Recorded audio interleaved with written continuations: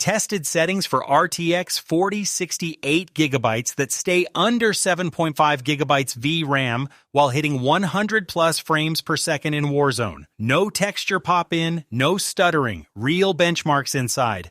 Warzone allocates VRAM aggressively. The in-game VRAM meter is notoriously inaccurate. It often shows 6.8 gigabytes when MSI Afterburner reports 8.4 gigabytes actual usage. This discrepancy matters because the game doesn't warn you until you're already stuttering. On an 8 gigabytes card, you need to stay under 7.5 gigabytes real usage to maintain smooth frame times. The remaining 500 megabytes is your safety buffer for dynamic loading when dropping into hot zones or rotating through asset-heavy POIs like Popov Power or Zaravan City. Texture streaming budget is the biggest offender, set to Ultra. It tries to preload 9.1 gigabytes of assets on our test system. High pulls 7.8 gigabytes, normal sits at 6.4 gigabytes. In the from normal. This config was tested on an RTX 4060 8 gigabytes Asus Dual i5 13400EF 32 gigabytes, DDR4 to 3200, 1080p, and 1440p. We ran 30 match samples across Uzbekistan and Vondel to validate consistency. VRAM usage stayed between 6.8 to 7.3 gigabytes with zero texture streaming warnings. Average frames per second at 1080p was 142. 1440 all hit 108. Frame time variance under 3 milliseconds in 96% of frames, no micro stutter. Display mode, full screen, not borderless. Costs 8 to 12 frames per second. Display resolution, native, 1080 or 1440. Refresh rate, match your monitor. Display adapter. NVIDIA GeForce RTX 4060. Quality presets. Custom render. Resolution 100. Do not lower. Causes blur. Upscaling. Sharpening. NVIDIA DLSS. Quality at 1440p. Off at 1080p.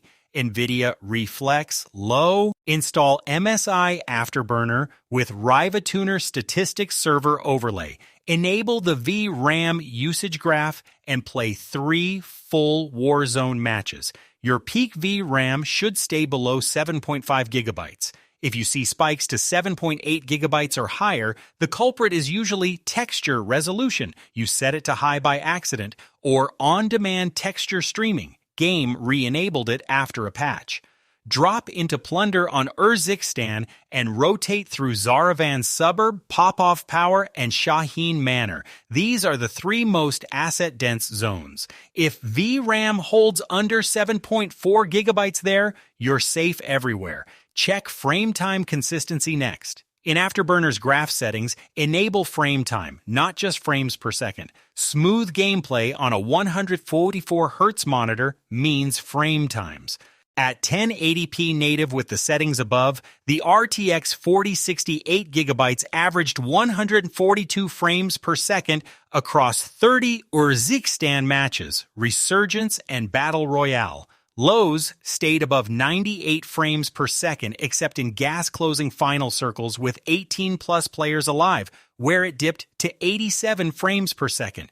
VRAM usage peaked at 7.1 gigabytes. This is the sweet spot for the card. High refresh competitive play with zero compromises. At 1440p with DLSS quality enabled, average frames per second was 108 with lows at 82.